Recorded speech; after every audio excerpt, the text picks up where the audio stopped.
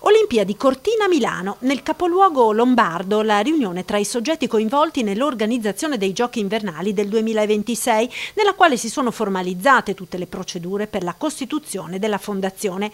L'amministratore delegato del comitato organizzativo Vincenzo Novari è in attesa dell'espletamento formale della carica. Il 17 febbraio è stato convocato il primo CDA, poi il riconoscimento giuridico della prefettura. Siamo assolutamente in tabella di marcia, abbiamo un approccio fin dall'inizio che è manageriale e privatistico anche come visione, rispettoso delle leggi e direi anche alla ricerca di un ottimo rapporto con le istituzioni dello Stato, che è fondamentale per fare questo percorso di 6 anni assieme.